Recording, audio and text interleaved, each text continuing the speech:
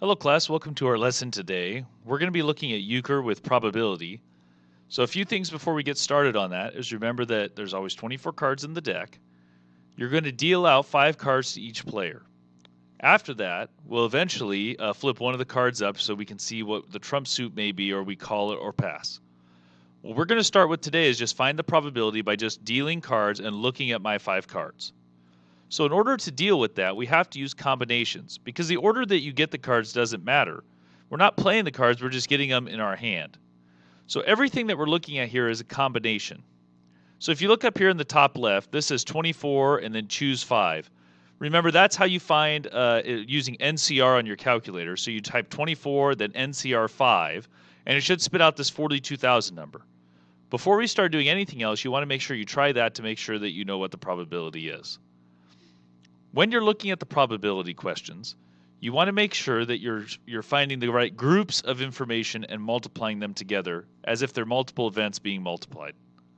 The denominators on all questions today are going to be this 24 choose 5, because when we find probability, it's the amount of successes or total amount that we can get out of the total possible options for the deck of cards. Since the Euchre deck is only 24 cards, the denominator is always going to be 24 choose 5 unless there's some condition that's involved with it. So I need to find 24 choose 5 first. Okay, that's going to be the denominator. The first question here says you are dealt 3 jacks. So what you want to look at here is you need 5 cards. So you look at all the jacks. There are 4 jacks in the deck, and I need to choose 3 of them. So that's 4 NCR 3. But that's only 3 of my 5 cards. I multiply that then by 20 choose 2, because there's 4 jacks, 20 other cards to make 24 total cards. I was wanting to be dealt 3 jacks, which means I need 2 other cards, excuse me, to make my 5 card hand. So anytime that this total does not add up to the 5 cards, you have to say, well, what's left over? I need some cards from that. Because it doesn't matter what the other cards are, you only care about the 3 jacks. You plug this all into your calculator. I rounded to different spots on different questions. But this one should be around 0.018. So there's just under 2% chance that you would be dealt 3 jacks. The next one says 2 10s and 2 queens. The bottom is still 24 choose 5, and it's going to be the same for the rest of them. So I'm not going to focus in on that part as much. I'm going to focus in on the numerator. I just go down the list. I need 2 of the 10s. So there's 4 10s. I choose 2 of them. So 4 choose 2. There's 4 queens. I choose 2 of them. 4 choose 2 again. And then there's 16 other cards because I don't want any more 10s and I don't want any more queens. So I take those 8 out and say there's 16 left. And I need 1 more card because I already had 4. So the top numbers, notice, add to 24. The bottom numbers add to 5 because in the end I want 24 out of 5 or 24 choose 5. Remember, everything is NCR, so it should be using your calculator to find these. I'm going to set them up with this situation because it's the fastest for me to write them. Remember, these are not fractions, they're combinations. So notice I don't have a fraction bar on this, okay, because it means a combination of those things, not a fraction.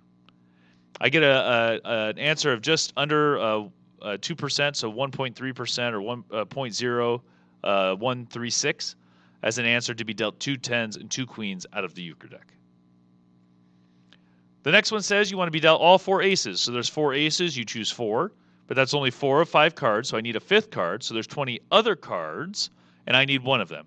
So I do 4 NCR 4 times 20 NCR 1 divided by the 24 NCR 5 again, and I get 0.0004. Very unlikely to get that, which makes sense. You got to be dealt all 4 of the 4 aces.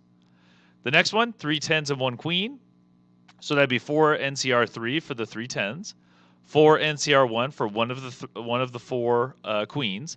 Then there's 16 other cards because I don't want any 10s, I don't want any queens, and there's 16 left. But then I only want to choose 1 because I already have 4 cards based upon the 3 10s and 1 queen, and that leaves me with 1 left over. Again, divide by 24 NCR 5, and that will get you your answer of 0.006. The next question says 3 jacks and 1 ace. So I look at, of the 4 jacks, I need 3 of them. Of the 4 aces, I need 1 of them. And of the leftovers, it's a 16, choose 1. And again, the denominator is still 24 choose 5 because there are 24 cards and I want 5 for my hand. That answer is actually the exact same as this past one. Dealt 3 10s and 1 queen has the same probability because the categories are all symmetric. So 3 jacks would be similar to the 3 10s. The one ace would be similar to the one queen from the last slide, and those things would go together and become the same probability. The next one says dealt 2 tens and 3 kings. So of the 4 tens, I need 2 of them. Of the 4 kings, I need 3 of them. Technically, there's a times 16 choose 0 because of the 16 other cards, I want none of them. But since I already have 5 cards, I don't need to multiply by anything else. So you could add in, like this one has 16 choose 1. It could be 16 choose 0, and you get the same answer. Now this answer is much smaller, 0.0006. Okay, it's divided by 10 compared to even the previous one.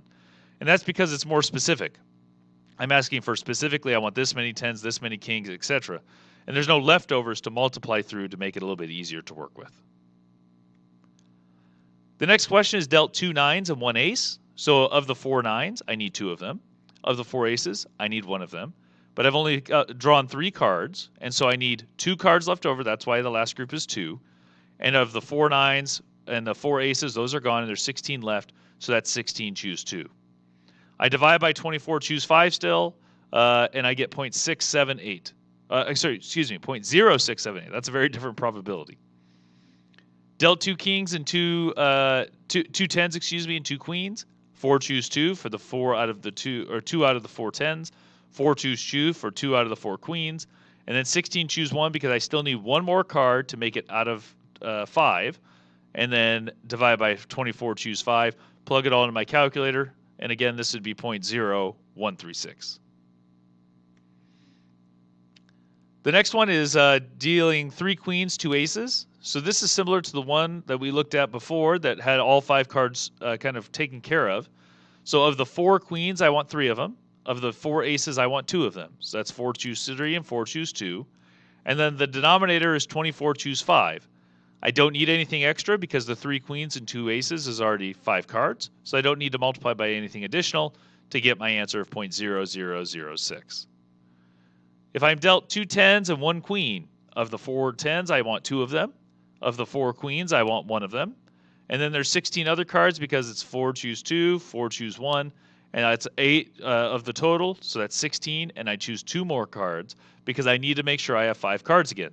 So this is very repetitive once you kind of get into the swing of things. Okay, the denominators for all of these questions today were 24 choose 5 because I didn't know anything besides my 5 cards. The numerators are just choosing out of the group. So if I want 2 tens, there's 4 tens, I choose 2 of them. There's 4 queens, there's 4 of them, I choose 1 of them. There's 16 other cards because there's 16 cards that aren't tens and aren't queens, and I need 2 of them for my final answer. Please make sure when you're going through these problems that you know how to plug them into your calculator. There'll be a few homework check questions that deal with these ideas. So you want to make sure that you have a few of these written down as a reference. It'll be a lot faster if you just have a few written down so you can reference them. But once you get the hang of finding the probabilities, it should go much faster in order for you to find them. Have a good day, everyone.